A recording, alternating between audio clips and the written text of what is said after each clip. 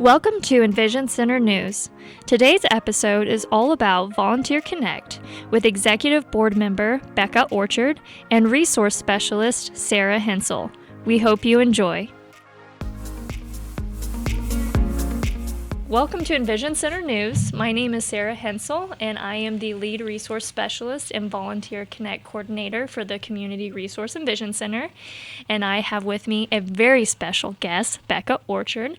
She helped basically cultivate and catapult the Volunteer Connect program, and she not only gives our time to us as one of our executive board members, but she also is president of 101 Women. So welcome, Becca. I'm glad to have you here. Thank you, Sarah.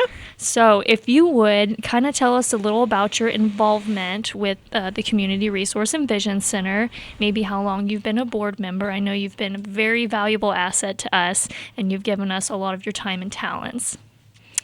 Yes, I got involved with the Resource Center in December of 2013. Okay. I was invited to a board meeting at the time by one of the board members who recognized that the organization was kind of floundering a little bit in terms of trying to achieve what it was set out to do. And my background is in organization development and leadership development. And so I basically came to kind of see what was going on and if I could help. And it turned out, yes, I could help. And one of the first things I observed was that they needed a strategic plan. Okay. And so I offered to guide them through that process.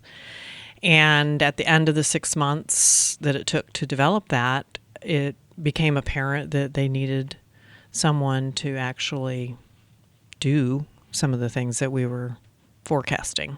Gotcha. So I got hooked that way. Nice. So that was 2013. And one of my early actions and things that I got involved with was with regard to technology and trying to create a more sustainable product. And so I identified a website designer who could offer a lot of the capabilities that we currently have. And so that was very rewarding to see that happen. Was there a website at all at that time?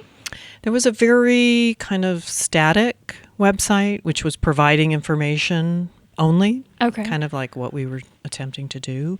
But there's no way to really engage with the audience. Gotcha. And we discovered through this technology that I accessed that we had all kinds of capability around database management, which would also not only help in communicating to the public what we were trying to do and how we were trying to serve the community, but also to use in our day-to-day operations of trying to help people find the resources that they were looking for. So it was kind of catapulted us into a completely different quality of service than we had historically been able to do. So that was a very exciting time. We really needed that too. Yes. Because I can't imagine working without those tools right now. Absolutely. And it was fun for me as a volunteer to be learning and developing something new. And I know one of the things that you would love for me to talk about is why I volunteer and how that might impact other people who are considering volunteering. Yes. And one of the things I learned about myself in my volunteer work, both historically and in that situation, was that I love to create things and I love to problem solve. And so that was a real turn on for me, was to be able to join an organization that had a need but didn't know necessarily how to fill the need. Sure. And that enabled me and gave me the opportunity to research and find talent and solutions to the situation that we were in. So for me as a volunteer, that was one of the things I was looking for. That is really cool. Mm-hmm. So it came out of your desire for creativity and problem solving that you were able to fill that need. And one of the things I thought about in preparation for this conversation was a value for me in volunteering was liberty. Okay. Explain that. I like autonomy. I like being free to kind of solve problems and I feel like I have a good mind and a good process for trying to achieve whatever the end is. And so I don't know, it just speaks to me that I really like to take something on and come up with a solution that really works. My first volunteer opportunity was in 2000. I lived in Atlanta, Georgia, and Did you? I had my own consulting business. Okay. And I had worked for many years in human resource development, organization development. And I was in a situation where I didn't need to work, and I thought, I don't know why I felt drawn to just do something more meaningful. Yeah. And so I went on about a research process to try and figure out, well, where is it that I would like to volunteer? So for your audience, I would say this is a good place to start, is to sort of ask yourself, what is it that excites me? What is it that utilizes my skills and talents in a way that is meaningful to me, adds value to me, and obviously serves a purpose? So there was a national online search product called Volunteer Match that is nationwide. And so I just went on there, found out, and went on there and just started to get sort of opportunities presented to me. And I could go, yeah, no. Yeah. But something kept popping up. So I almost thought it was destiny, that I ended up volunteering with this organization called Stand Up for Kids. And it was an organization, it was an outreach program for homeless and street youth in Atlanta, Georgia. And my motive at the time was I just want to get my hands dirty. I want to engage with people. In fact, it's funny because I said I don't want to lead anything, manage anything, coordinate anything, because that's what I'd done in my career. I wanted a complete change. Did that end up happening then? No. I was like, usually that ends up happening. It's like you don't want to do something. Well, what happened to me was after about 6 months, the organization was kind of in a leadership crisis. Okay. And I'd really enjoyed getting acquainted, and I basically was going out in the community and trying to develop relationships with the community, which I absolutely loved, and also to serve the kids that we were finding and helping.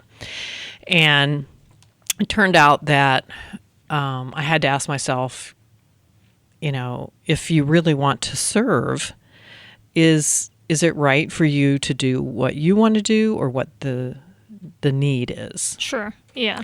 So I think that's a dilemma that anybody who's looking to volunteer is asking themselves, should I serve myself and do what feels good to me?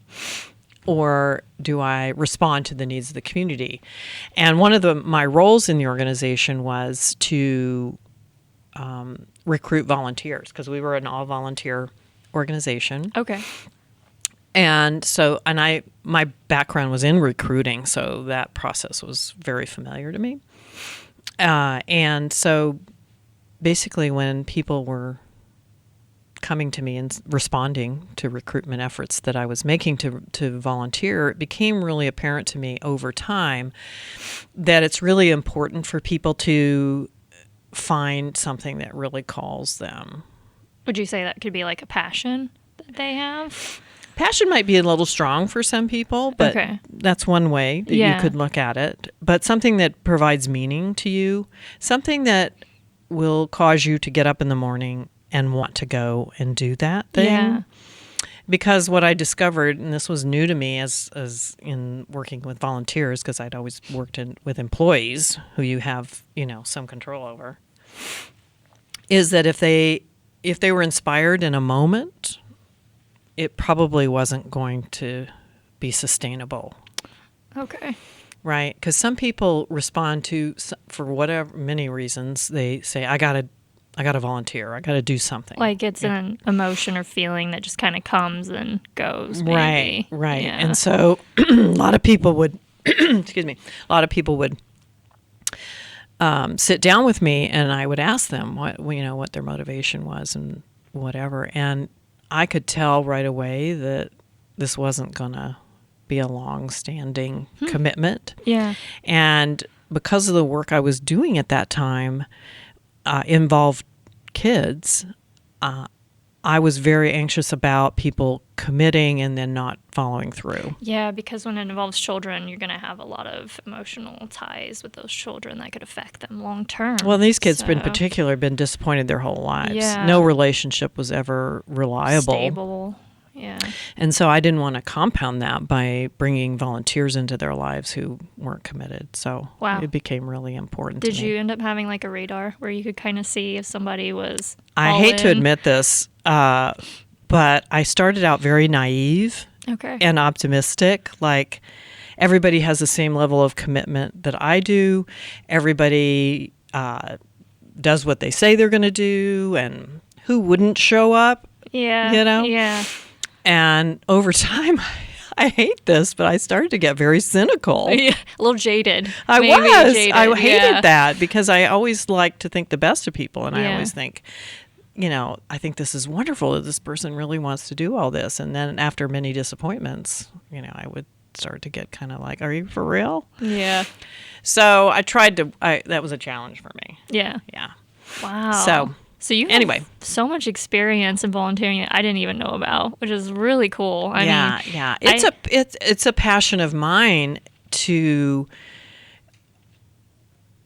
inspire other people to, because I get so much out of it. I mean, anybody who volunteers would be quick to say that I'm the winner here. Yeah. Not only because I'm getting to serve and I get the reward for that, that intrinsic feel good for giving back, but one of the unexpected consequences of volunteering was all the cool people that you get to do it with, because they're also inspirational. Well, they're like-minded too, And in this work I was doing, particularly with homeless and street youth, a lot of our volunteers were young people. Really? Yeah. And I was in my 40s. Yeah. And so I was kind of the middle-aged mom, who kind of came late to the party. And all of these young people, whether they were high school, college aged, or just, 20-somethings, 30-somethings, and they really cared about these kids. And it just was so inspiring to me that these young people cared and were dedicated and would give their time. I think that's awesome. During the busiest times of their lives. Yeah. That is too cool. Mm-hmm. Wow. So I know that you and Stacy, which was one of the volunteers that we had here, and she still volunteers for us, but you guys kind of became the catalyst for the Volunteer Connect platform that we have now online. Mm-hmm. Can you kind of give me a rundown on how that whole process unfolded? Yeah. This was Volunteer Connect. What is now Volunteer Connect started as in 2016, we started to gather with other nonprofits in the community. And that was the very beginning of our Service Provider Information Network. Was the catalyst of this was a community-wide symposium that brought everybody together, and we were hoping to get maybe 25 of our potential partners to sit down with us and talk about how can we work together and how can we optimize resources by working more collaboratively. Yeah. And we ended up with 100. Wow. People attending this symposium. It was wild. And one of the things that some of the feedback that we got through that process of conversing with our partners and other community members was what ways can we work together and create something more and better by doing it together synergistically. Okay. And so one of the ways that we discovered was, this whole idea of volunteer recruitment and volunteer management, so that each of the nonprofits which relied on volunteers to do a heavy lifting in their organizations just because of limited resources. Yeah. And so that was kind of the seed was, I think we're in a good position to try and have impact in that. Yeah. And because I presented this at this symposium, there was somebody in the audience, Mark Tucker from United Way of North Idaho. Yeah, okay, yeah. He was in the audience when I was pitching this idea that wouldn't it be cool if we had this kind of central location for helping people find resources to volunteer, or places to volunteer. And he said, I think I can provide you with some support for that in the way of a person who could take that on, because I didn't have the bandwidth to add that to what I was already doing. Sure. So this was like, so this can really happen. So that was actually the launch of what became Volunteer Idaho Panhandle, which some of your listeners may be familiar with that name because that's what we created initially. Yeah. And that was basically utilizing that volunteer match program to kind of feed into our local needs. Okay. So try and coach people to use that and help people kind of use that resource. So that's how we initially started, in addition to some other pieces. So that was the beginning of it. And then as we worked through a couple of years of that, we discovered that the volunteer match program had some limitations that didn't serve us in the best possible way. And our web designer, who had been doing all this work with us for all these years, said, we can create that internally. Yeah. And so we didn't realize that was possible, and that she would be willing to design it. Yeah. So that's what created the Volunteer Connect, was us working together. And I'll tell you, all of those couple of years where we were kind of doing some other things, we learned a lot. I bet. About what we needed and what worked and what didn't work, what we didn't like about Volunteer Match that we would change if we were going to build it in-house. And so now what we have is this tremendous asset in the community, which allows organizations to broadcast their needs to the community, and for people who are in the community looking to give their time, talent, and treasure to something, to basically shop for those kinds of things that they might be looking for, and to do it, from their home and without any commitment other than, shopping for possibilities and then discovering which one they want to pursue and making it easy for them to do that, making it easy for them to find out all the information they need to make a good choice. And then obviously having you as the coordinator some people like to do things on their own. Yeah. Yeah, you kind of get a feel for, right. They say, no, I got this. Yeah, yeah. And then you have other people who need a little bit more hand-holding. Mm-hmm. Yeah. And they would like a little bit more coaching and assistance and whatever, and more information that might be available online. And so that's the service that we were hoping to offer people, is to say, whatever you need, we're all about making it easy for you to connect with whatever it is. And when we started it, it was a selfish thing because we needed volunteers. We were an all-volunteer organization at the time. So selfishly, we were having trouble recruiting people. And so this benefited our organization directly. But as the people kept rolling in, saying, I'd like to volunteer, and I discovered, I'm not sure this is really what you would like to do. So let me help you find other things. And because I was knowledgeable about all the other nonprofits in the community, I could say, well, how about this or this or this, after interviewing them and exposing really maybe their motivations. Yeah. And I would say, this isn't right for you, but maybe this is here. How have you considered this? And then helping connect them that way. So that was kind of the inspiration for how we became kind of the hub I love it. It's such a great program. And I think one thing I like about it so much is it's local. And you don't Yes. have to weed through all the other stuff. There's no commitment to it or anything like that. You know, you can, like you said, you can shop around. If you find out you don't really fit with this one organization, that's okay. There's no commitment. Go somewhere else and see where, you know, the need needs to be met that you can fill. I think that's great. I think you guys have done such an awesome job. It's such a good platform. I'm so happy that you did it. No, I am too, and I think the organizations benefit because it's optimistic and naive to think that people are going to find you and your opportunity. Yeah. And especially, we have a lot of new people coming into the community. Oh, yeah. Yeah. And they don't know Yeah. where to turn.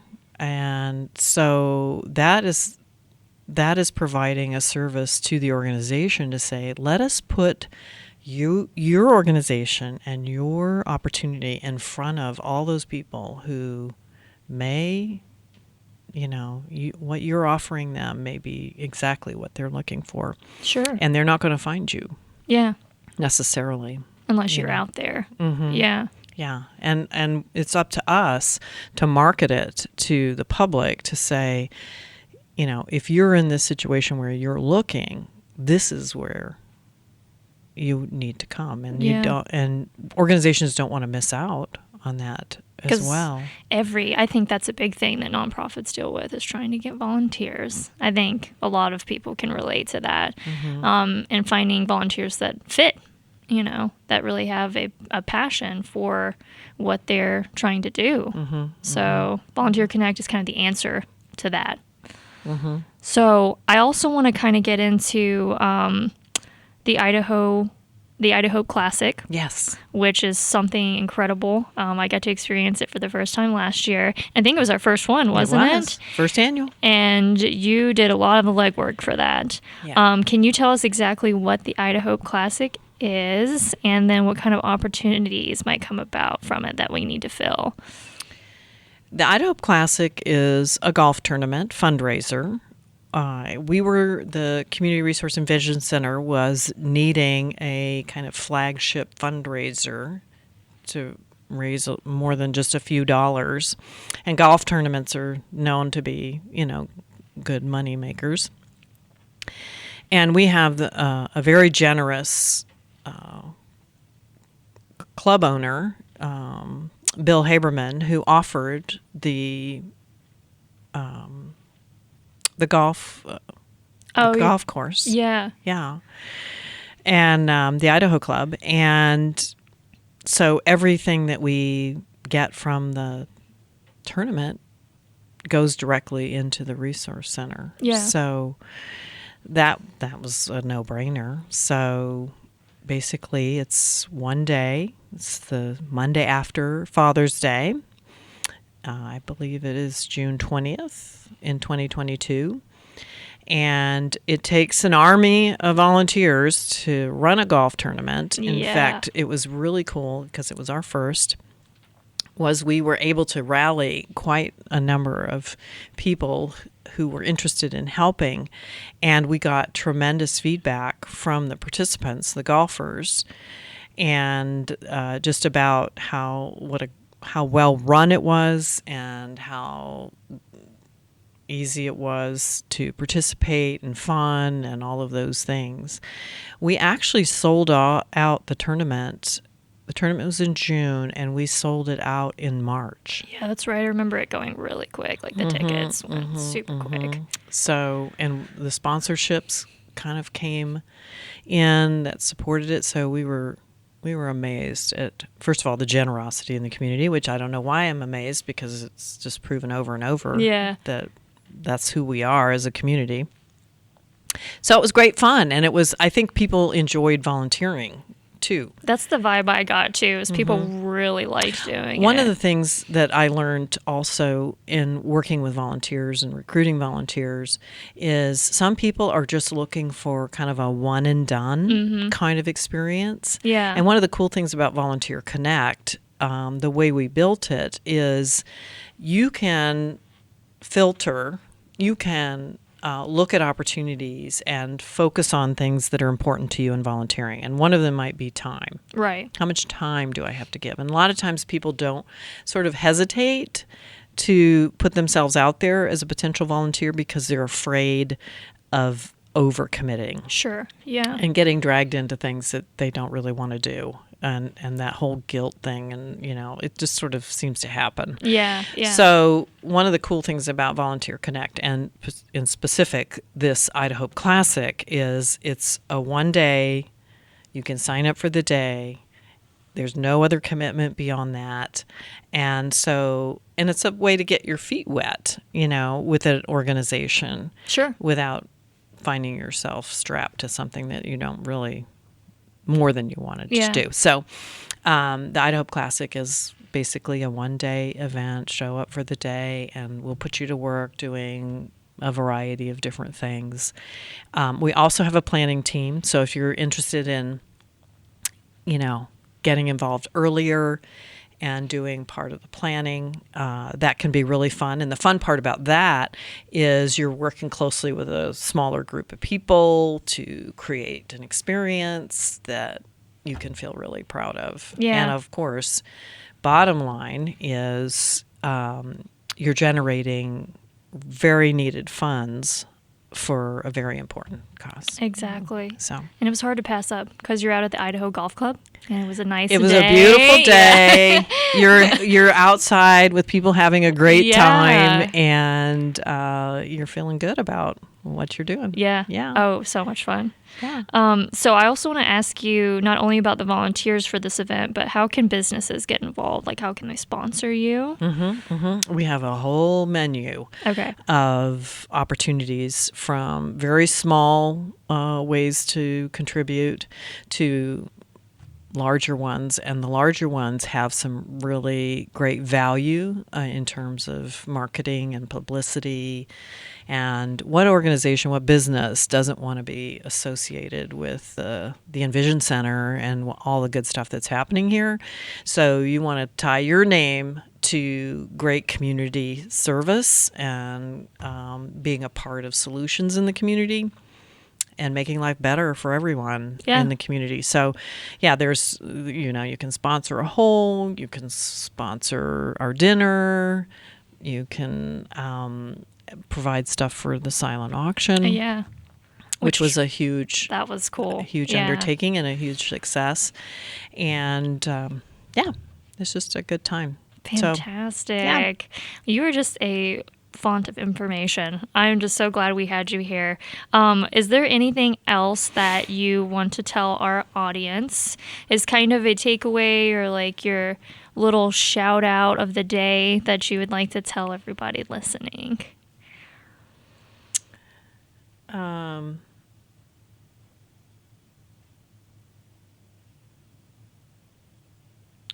I think that, I'm going to steal from Lennis, who is the executive director. And she just shared with me her vision for this year, her buzz. She has always a catchphrase for the year. And I think hers was, there is no opportunity without unity, or community without unity. Yeah. And I think that we're all in this together, and we all love this tremendous place that we live in, and that if we can make it better for everyone by giving a little bit more of ourselves, then I think that's a good thing. And I believe in the generosity of people, and I view the Volunteer Connect and the work that the Resource Center is doing as a way to facilitate people's generosity. Yeah. I believe that people just inherently want to give. They just don't know how. Sure. Yeah. And so it becomes kind of a barrier to giving. And so that's what we're all about, right? We're just trying to remove the barriers for people to do what they want to do. Yeah. That was fantastic. So, yeah, if you're looking for a way to get involved with our community, you can sign up for Volunteer Connect. It's going to be at crecidaho.com/get-connected, and you can sign up as a volunteer and kind of shop around and see what kind of opportunities are out there. And then if you're a organization, you can sign up and post opportunities that you are looking for assistance or extra hand with. And I'm always here to help. So if you have any issues or difficulties, you can always call me for any guidance. I'd be more than happy to reach out and kind of help you. And we just can't thank you enough, Becca, for just being so involved in our organization, especially as a executive board member, and just everything you've done for us, and just for kind of giving us some more insight into how Volunteer Connect got started. And yeah, we just look forward to the future and everything it has to hold. So it is my pleasure. Awesome. And as always, we will see you next time. Thanks for listening to today's episode. For more information, you can go to crecidaho.com. Please like, share, and subscribe. We will see you again soon.